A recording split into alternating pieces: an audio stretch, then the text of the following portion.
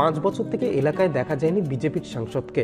এমনই অভিযোগ তুলে জলপাইগুড়ির সদ্য বিদায়ী সাংসদ ডাক্তার জয়ন্ত কুমার রায়কে ঘিরে বিক্ষোভ দেখালেন শিলিগুড়ি পুর নিগমের 40 নম্বর ওয়ার্ডের বাসিন্দারা। শুনুন, আমি আমার কর্তব্য করেছি, ভিডিও বলছেন আমি সেলকে আমি পাঠাচ্ছি, এখানকার কি অ্যাসেসমেন্ট কি করে কি করা যায় আমি চলছি। কাউন্সিলর এসছে আমার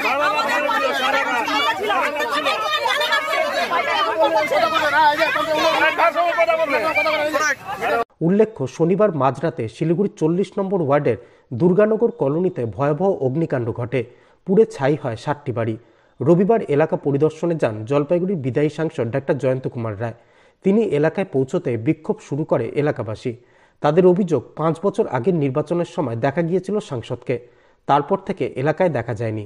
ঘটনা প্রসঙ্গে এদিন বিজেপির জলপাইগুড়ি জেলা সাধারণ সম্পাদক শ্যামপ্রসাদ বলেন, জয়ন্ত কুমার রায় বিগত দিনে জলপাইগুড়ি লোকসভা কেন্দ্রে যা কাজ করেছেন কোনো সাংসদ এমন করতে পারেননি।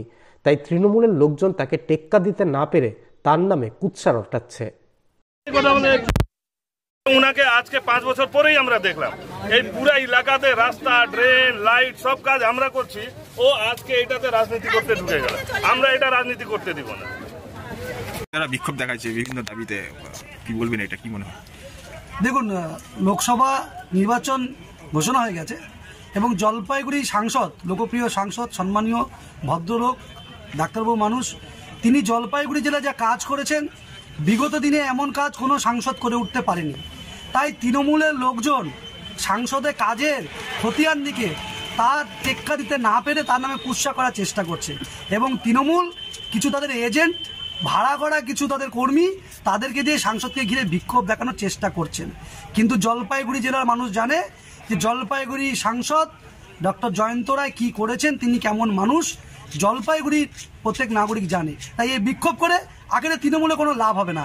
মানুষ বুঝতে পারে, মানুষ জানে, ভোট বাক্সে তার রিফ্লেকশন আপনারা দেখতে পাবেন, ভোট বাক্সে তার প্রমাণ আপনারা দেখতে পাবেন।